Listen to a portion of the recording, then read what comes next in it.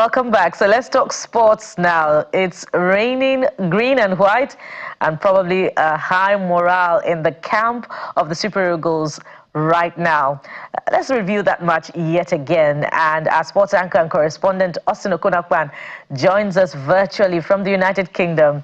Hello, Austin. It's good to see you again. Spotted greetings to you. Good morning. Good to see you. Always a delight to be on Morning Brief. Yes, indeed. I like sporty greetings. So, Austin, what was...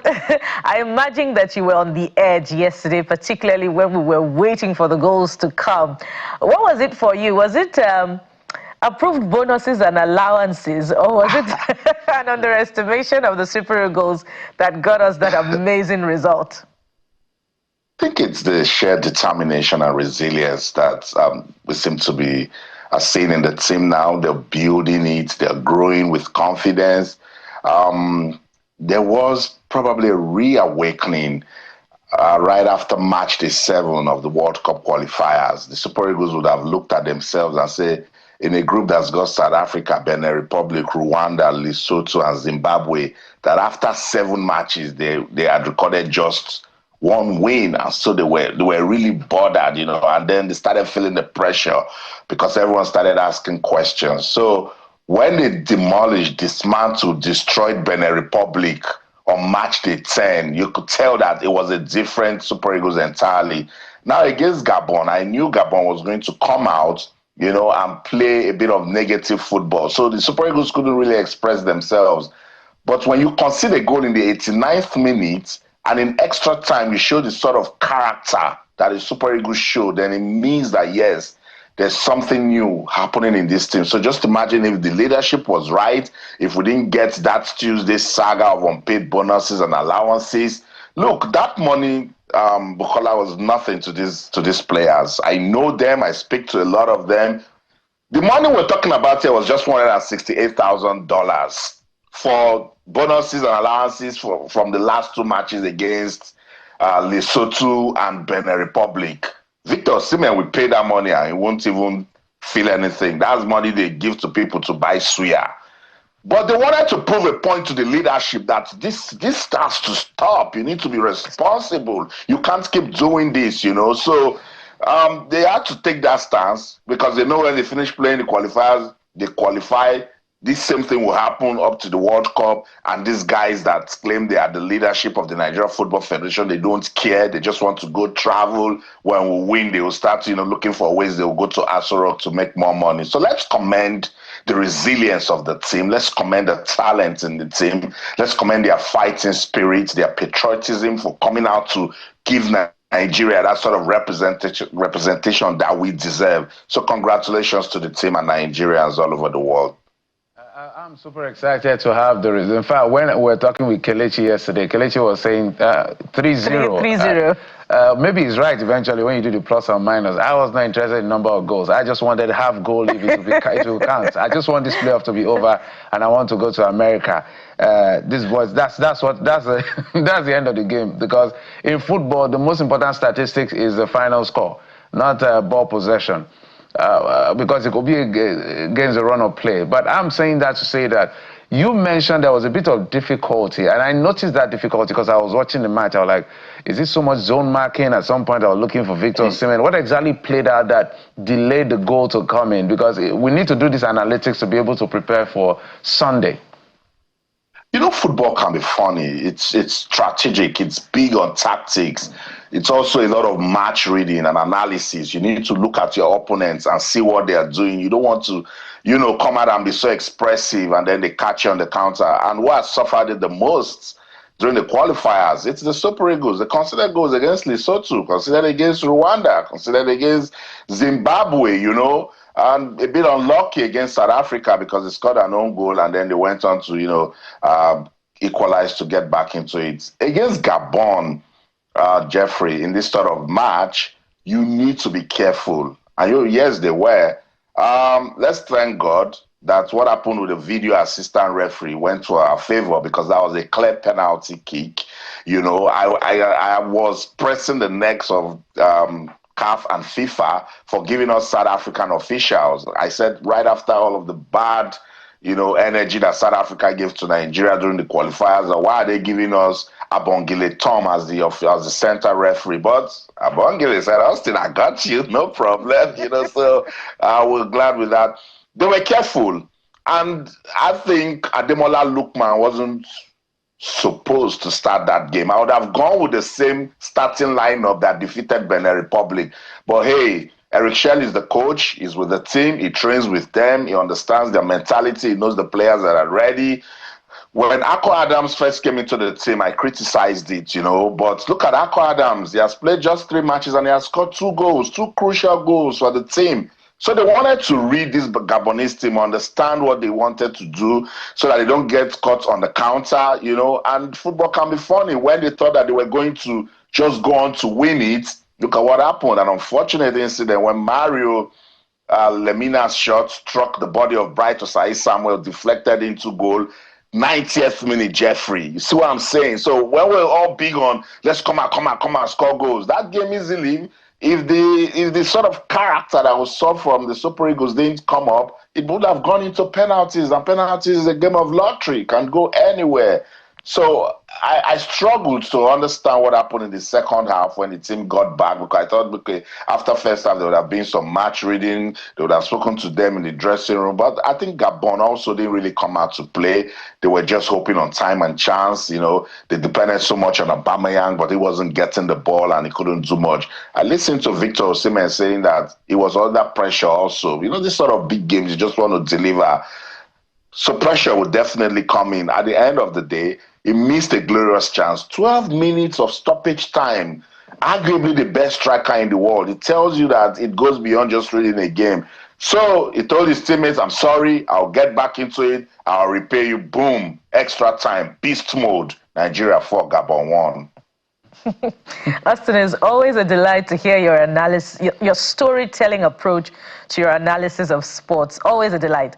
But yesterday, Kelechi was saying something about how the African playoffs will be easier, is the most difficult rather, and That's the intercontinental playoffs will be easier. I wonder if you agree with him. And against that backdrop, what are we to expect with DRC on Sunday? I think it's also going to be a tight game, to be nervy. I was always saying it, I wanted Cameroon, because when you play Democratic Republic of Congo, they come with so much physicality. They also can play negative football. See what they did to Cameroon. They can box the game to that point that it will favor them. But that said, they've also been decent. They had a good run during the qualifiers. The 4 teams that made it to the playoffs did just enough, to get here. But the Super Eagles must be careful. No room for complacency. Go out there business-minded. Go out there result-oriented. The same thing I keep saying, I want to see that same performance that they did against Benin Republic. As early as the 3rd minute, boom, score a goal.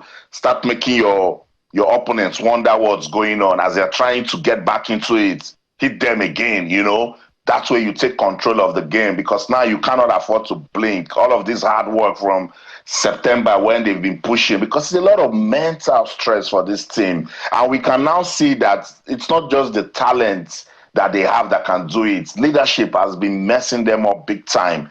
So against Congo DR, NFF, if they want their bonus and allowances now from this match that they've just pay them their money. Just make sure that you create the right environment for us to get the results. Let us just get into that mindset that we're going on Sunday to beat these guys. The FIFA rankings favor us now. So when we get to the intercontinental stage next year in March, it won't be much of a problem. They'll play, I think, 1 match. And then the countries that are there aren't teams that will, shake us in any way. But we first need to beat Congo DR. And if you check it, when you play teams that have the underdog stack, particularly in Africa, it's difficult. I think that crowd also in Morocco, I can't understand what happened yesterday. Those fans using lasers on our players. The Confederation of African Football should have them checked. Sunday's final, it's not just a final for the FIFA World Cup qualifiers. You can use it to sell African football. That said, the Super Eagles, they understand the mission. I love the unity of purpose in the team. I was trying to talk to some of the players yesterday. I said, okay, let me leave them. Let's not disturb them. I just said congratulations. Let them go focus. Go play the game against DR Congo. pick the ticket to the Intercontinental stage, Bukola, and then we'll come back and see what we can do with this team in terms of qualifying for next year's FIFA's World Cup. The hope is quite high as far as this is concerned. And one of the things I watched and saw yesterday, which I would like you to speak to me, I'm sure you saw it as well. At some point, I don't know where we're losing balls, we're not controlling it as much as possible, incomplete passes. What do you think was happening there? It's pressure. Jeffrey, it's tough, particularly what they've been through. It's mental stress also. I keep saying it that we do not know what these players go through. See Ademola Lookman, for instance, what he's going through with Atalanta.